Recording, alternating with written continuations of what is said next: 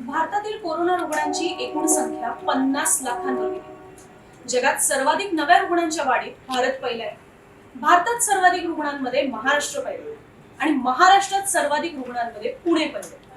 पण नेमकी आकडेवारी काय सांगते? देशातील आणि राज्यातील कोरोनाची परिस्थिती काय आणि केंद्रीय आरोग्य मंत्रालयाने महाराष्ट्राच्या बाबतीत काय आकडेवारी दिली हेच जाणून घेऊया पुढच्या काही मिनिटांत। नमस्कार, मी अनुजा धाकरस, मुंबई तक मध्ये आपल्या सगळ्यांचं स्वागत।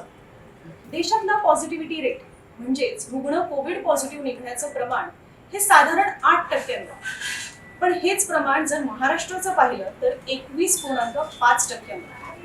आपण जर बाकीची राज्य पाहिली तर देशातलं सर्वाधिक प्रमाण हे महाराष्ट्रातच दिसून येतं। अगदी महाराष्ट्राच्या खालोखाल रुग्णसंख्या अधिक असणारं राज्य आहे, त्यांमध्ये आंध्र प्रदेश असेल किंवा तामिळनाडू असेल, तर तिथे देखील पॉझिटिव्हिटी रेट हा 9 आणि 12% घरात आहे। देशातील रुग्णसंख्या 50 लाखांवर पोहोचली, मात्र त्यातील 60% रुग्ण हे फक्त 5 राज्यांमध्येच आहेत। साहजिकच यात महाराष्ट्राचा नंबर पुन्हा पहिलाच आहे। 29.5% रुग्ण हे एकट्या महाराष्ट्रातून मिळत आहेत। मग त्या खालोखाल कर्नाटक आणि आंध्र प्रदेशमध्ये प्रत्येकी 9%, तर उत्तर प्रदेशमध्ये 6.8 आणि तामिळनाडूमध्ये 4.7% रुग्ण आढळत आहेत। म्हणजेच उरलेल्या 23 राज्य आणि केंद्रशासित प्रदेशांचा वाटा हा केवळ 40%। आता आपण थोडं महाराष्ट्रावर फोकस करूया। जर आपण हा ग्राफ पाहिला तर तुम्हाला लक्षात येईल की महाराष्ट्रात कोरोनाचा प्रसार किती वेगानं होतो। जिकडे 1 ते 7 जुलै या आठवड्यात 6,000 रुग्ण आढळत होते, तेच 9 ते 15 सप्टेंबर या आठवड्यात 21,961 इतके नवे रुग्ण मिळाले। या जुलैपासून प्रत्येक आठवड्याचा आलेख। देशाची आर्थिक राजधानी मुंबई, मुंबईच्या नजीकच असलेला ठाणे जिल्हा आणि IT हब असलेलं पुणे, हे 3 जिल्हे देशातील सर्वाधिक रुग्णसंख्या असलेल्या पहिल्या 5 जिल्ह्यांमध्ये लागतात। देशात पहिला क्रमांक आहे तो पुण्याचा। पुण्यात 2,40,000हून अधिक कोरोनाचे रुग्ण आहेत। पुणे जिल्ह्याचा जर विचार केला तर मावळ, शिरूर आणि खेड या तालुक्यांमध्ये कोरोनाचा विळखा घट्ट आहे। या 3 तालुक्यात प्रत्येकी 3,000हून अधिक कोरोनाग्रस्त आहेत। त्या खालोखाल बारामती, मुळशी आणि दौंडचा नंबर लागतो। इथेही प्रत्येकी 2,000च्या घरात रुग्ण सापडतात। राज्यात सर्वात पहिले कोरोनाचा रुग्ण आढळला तो पुण्यातच, आणि आज जर देशाचा विचार केला तर सर्वाधिक कोरोनाग्रस्त जिल्ह्यांमध्ये देखील पुणेच पहिल्या स्थानावर। आता मुंबईचा विचार केला तर उत्तर मुंबईत कोरोनाचा प्रसार हा वेगानं होतो। सध्याच्या घडीला मुंबईत बोरिवलीमध्ये सील केलेल्या इमारतींची संख्या देखील सगळ्यात जास्त। बोरिवलीत 1,229 तर कांदिवलीत 850 इमारती आतापर्यंत सील केल्या। कांदिवलीत कंटेनमेंट झोनची संख्या देखील 22 वर गेली, तर दुसरीकडे थोडं मध्य मुंबईत होईल।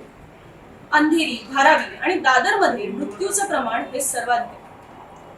मुंबईतल्या कोरोना रुग्णांच्या दुपटीचा कालावधी देखील 93 दिवसांवरून 57 दिवसांवर घसरला। अवघ्या 15 ते 20 दिवसात ही घसरण झाली। आता हीच रुग्णसंख्या नियंत्रणात आणण्यासाठी राज्यभर सरकारने एक मोहीम राबवली, ज्यात प्रत्येकाच्या घरोघरी जाऊन त्यांचं तापमान तपासलं जाईल, ऑक्सिजनची लेवल किती आहे हे देखील पाहिलं जाईल। अगदी शहरांपासून गावखेड्यांपर्यंत ही मोहीम राबवली जाणार। कॉन्टॅक्ट ट्रेसिंग म्हणजेच कोरोना रुग्णाच्या संपर्कात आलेल्यांची तातडीनं तपासणी देखील करण्यात येईल। दिवसाला 14 ते 15,000 चाचण्या एकट्या मुंबईत केल्या जातात। यानंतर थोडी भारतातील आणि जगातली कोरोना स्थिती जाणून घेऊ। सर्वाधिक रुग्णसंख्येत तर अमेरिका जगात पहिला आहेच, पण आताच्या घडीला भारतात कोरोनाचं थैमान हे अमेरिकेपेक्षा सुद्धा जास्त आहे असंच काहीच चित्र दिसतंय। 5 सप्टेंबरला भारतात 40 लाख रुग्ण होते, तेच आता 15 सप्टेंबरला 50 लाखांपर्यंत पोहोचले। जिथे 40 लाखांवरून 50 लाखांवर जायला अमेरिकेला 17 दिवस लागले, ते भारताला केवळ 10 दिवस लागले। शिवाय अमेरिकेत सध्याच्या घडीला 40,000च्या घरात नवे रुग्ण वाढतात, पण हेच प्रमाण भारतात 90,000 आता एकीकडे रुग्णसंख्या वाढत असताना साहजिकच तुम्हाला प्रश्न पडला असेल, तो म्हणजे लस कधी येणार। तर त्यावर देखील ICMR ने काय उत्तर दिले ते पाहूया। 3 वैक्सीन भारत में क्लिनिकल ट्रायल की स्टेज में है। इसमें कैडिला, भारत बायोटेक और सीरम 3 कंपनियों के वैक्सीन के ट्रायल में है।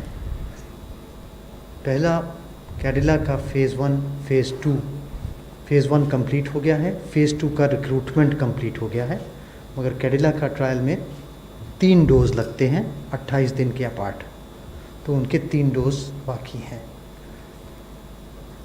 भारत बायोटेक में फ़ेज़ 1 कंप्लीट हो गया है, उसके रिज़ल्ट्स एनालाइज हो रहे हैं। फ़ेज़ 2 का रिक्रूटमेंट कंप्लीट हो गया है और उसकी सेकेंड डोज लगना बाकी है।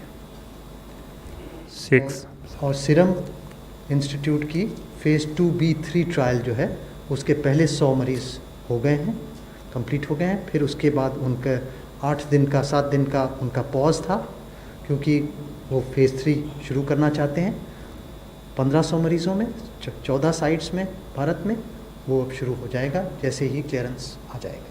कोरोनावर लस तयार केल्याचा रशियाने जरी दावा केला असला तरी ही लस भारतात येणार का हा देखील प्रश्न विचारला जातोय।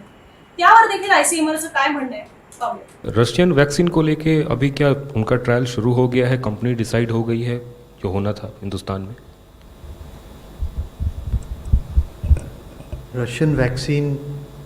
रशिया में वैक्सीन बनाने की history is good. They have been manufacturing for many years. So this vaccine also we presume is good. They have published their first study of 76 patients in the journal Lancet, which is showing good effectiveness and good immune antibody generation.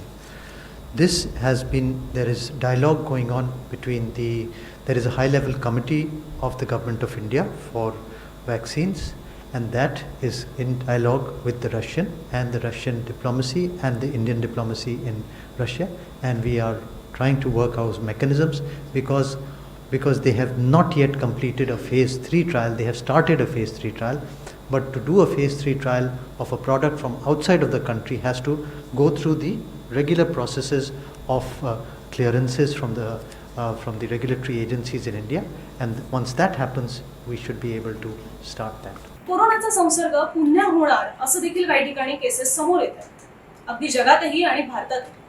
मात्र ही गंभीर बाब नसल्याचं देखील आयसीएमआरनं सांगितलं. We can have reinfection with the COVID, as has been described by the case in Hong Kong, and it is not a matter of serious concern. And whenever one point has been noted that whenever reinfection occurs, both the infections have been mild, and therefore the reinfection occurs. आता या लस बाजारात कधी येतील याचा अजूनही ठावठिकाणा नाही, पण काळजी घेणं एवढंच हवं. तुम्ही हा व्हिडिओ पाहेपर्यंत कदाचित आकडेवारी वरखाली झाली असेल, पण परिस्थिती किती चिंताजनक आहे हेच तुम्हाला सांगण्यासाठी हा व्हिडिओ. आता कोरोना रुग्णांची संख्या वाढण्यामागे नेमकी काय कारण आहेत याचा देखील एक एक्सप्लेनर म्हणजे सविस्तर व्हिडिओ मुंबई तक या आमच्या यूट्यूब चॅनलवर अपलोड आहे. तो जरूर पहा आणि मुंबई तक या आमच्या यूट्यूब चॅनलला देखील सबस्क्राईब करा.